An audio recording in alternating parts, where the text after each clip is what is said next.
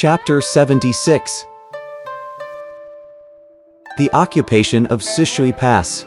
Han Sheng and Han Bian went to see Han Rong.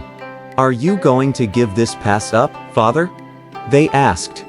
"You are too young, and don't understand current affairs.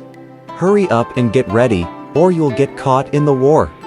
Han Rong said. Han Sheng burst into laughter. "Father, don't let anyone hear what you have said. You have been granted with a high post and high pay by the government. Your wife and sons have all been given honorable titles. How can you not return the good favor of His Majesty? How can you be such a coward? An immortal has taught us martial skills since we were children, and our training was completed today. We were just planning how to launch an attack. We're determined to fight to the end for our country. I don't want to prolong the people's suffering. It's better that I give up and make my home in the mountains. There are many great generals under Jiang Ziya. Even Yu Hua and Yu Yan have lost their lives. What can we do? I'm glad to see how loyal and brave you are, but I don't want it all to end in complete despair." Han Rong replied with a sigh. "How can you talk like that, father? What use are ministers appointed by the government if we only consider our own interests?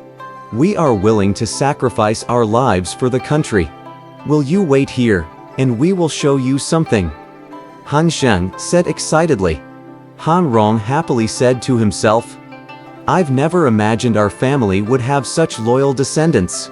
Han Sheng returned to his study and took out a small vehicle made of paper, with a spinning wheel at its center. 4 pennants, each stamped with charms and spells, and the 4 characters Earth, Water, Fire, and Wind were fixed on 4 sides. This was called the 10 Thou Sand Knife Vehicle. "That's just a toy for children. What use is it?" Han Rong said sarcastically. "Oh, father, you don't know its power. If you don't believe us, we can show you how it works on the drill ground." Han Sheng replied. Secretly believing his son, Han Rong agreed and went with them to the drill ground. Both Han Sheng and Han Bian rode up, hair loose over their shoulders and swords in hand. They murmured a spell, and the air was suddenly filled with clouds and fog. Strong winds and a violent fire roared through the place, while millions of flying cutlasses and swords slashed and killed anyone in their path. Han Rong was terribly frightened at the scene. When they had finished, Han Rong asked, "Who taught you this, my dear sons?" "One year when we lived in Zhaoge, we were playing in front of the house when a monk named Fa Jie came to us, begging for a meal. We gave him food, and before he left, he asked us to honor him as our master. We agreed, as we could see he was a heroic sort. He told us, 'Jiang Ziya will attack your father's pass in the future, so I will teach you how to use this powerful weapon to beat the enemy and protect the pass.' Our master's words have come true. We can surely win the war and take Jiang Ziya captive." Han Sheng replied. Han Rong immediately allotted 3,000 soldiers to his sons. They were all trained how to use the vehicles on the drill ground. Dressed in black and barefooted, they each held a paper vehicle in the left hand and a cutlass in the right. They were trained strictly for a fortnight. After Yu Yan had been beaten, Jiang Ziya spent his time planning the occupation of Sishui Pass. Suddenly he heard the roaring of cannon fire outside. When the report that Han Rong has come to the front with an army and was demanding to meet our commander came, Jiang blithely ordered his generals to go with him to answer the challenge. He had met Han Rong before and had no idea he would suffer a disastrous defeat this time. After the usual threats, Wei Ben was the first to gallop forward to attack Han Rong. He was met instead by Han Sheng and Han Bian. "Who are you?" Wei Ben shouted. "I'm Han Sheng, the elder son of Han Rong, and this is Han Bian, my younger brother. Why do you rebel? You will meet your end today." Wei Ben, being impatient, charged forward to attack. After several rounds, Han Sheng turned his horse and ran away. Not knowing it was a trick, Wei Ben chased after him. Han Sheng signaled for the 3,000 vehicles to roll out at once. A great slaughter took place, with men and horse alike falling to the ground, their blood mixing and flowing as one. Han Rong suddenly ordered his army to withdraw. Jiang Ziya's army had 8,000 casualties. At their next military conference, the generals all stood up and yelled. That battle was really terrible. We were attacked by a violent wind and fire full of knives and swords. The enemy was absolutely undefeatable. Returning to the pass, Han Sheng protested to his father. We should have defeated them and taken Jiang Ziya captive today. Why did you order the withdrawal, father? As it was daytime and fine weather, in spite of the clouds, fog, wind, and fire. The generals and disciples of Jiang Ziya are all learned Taoists. They could still defend themselves. We couldn't wipe them out under those conditions. I think we can exterminate all of them if we set up a surprise night attack. What do you think? Han Rong replied. Your plan is really excellent, father. The two sons praised his idea.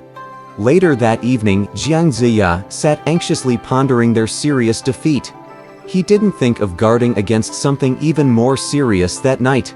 The generals, who had been wounded and tired after their long day, had all gone to bed early. At the first watch, Han Rong and his two sons stealthily left the Pas Dao attack the Zhou camp with their army of 3,000.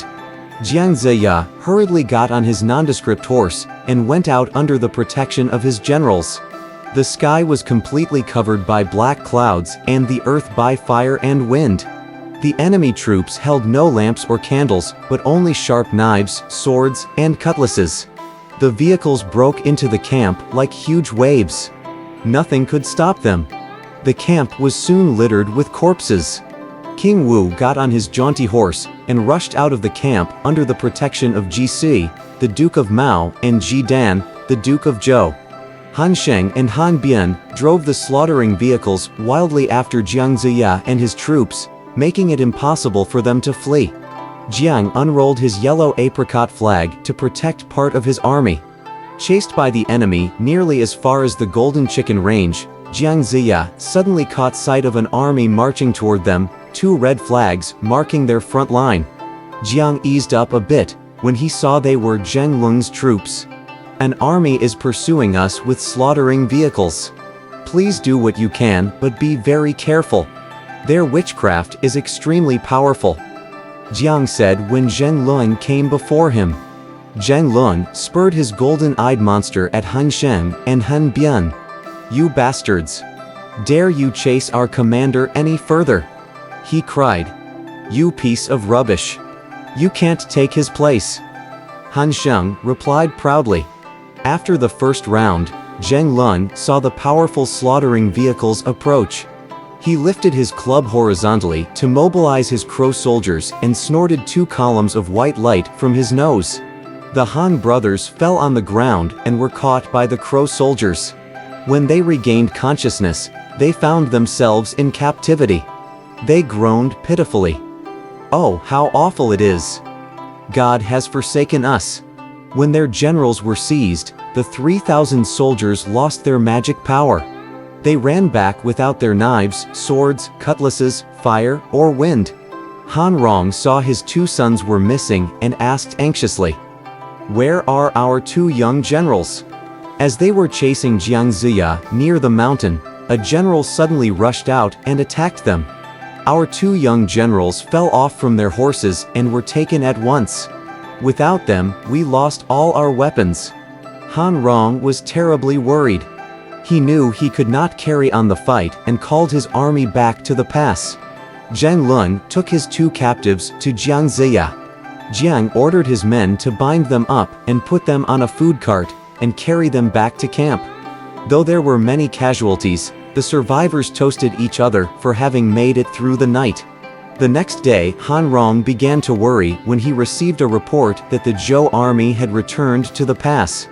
My sons must have met bad luck for the Zhou army to come here again. Han Rong sighed. He sent men to make inquiries and get further information, and then climbed the city wall in person to watch the scene.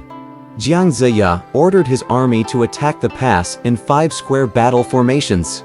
He called before the pass wall. "Let Commander Han Rong come and talk to me in person." Han Rong appeared on the wall and shouted, "Jiang Ziya, you were badly defeated. How dare you come again?" Jiang Ziya burst into laughter. "I was careless and fooled by your trick, but we have come back to take the pass. Don't you know that your 2 invincible generals are now our captives?" He ordered his men, "Bring the 2 captured generals here." When he saw his 2 sons, with disheveled hair, bare feet, and bound arms, being held by the Zhou generals, Han Rong cried sadly, "Dear Commander Jiang, my 2 sons have offended your honor and dignity. I beg you to forgive them. I will exchange Sishui Pass for their lives." But Han Sheng shouted loudly, "No, father. You must not give up the pass. You are a high minister of King Zhou, and you must guard it with your life. Wait for the reinforcements to come so you can wipe out the Zhou army and take Jiang Ziya captive. You can then cut him into 1,000 pieces to avenge the sacrifice of your sons. We shall be happy to meet our death for this cause." Jiang Ziya angrily ordered his men to cut their heads off at once. Nangong Kuo lifted his cutlass, slashed only twice, and the 2 heads dropped to the ground before the pass. Han Rong let out a terrible roar and jumped from the wall. After Han Rong's death, the people opened the gates to welcome Jiang Ziya and his army. The 2 elders met King Wu and provided accommodation for him in the headquarters. Everyone was happy. The officials under Jiang checked the treasure house and barns and issued a proclamation to pacify the people.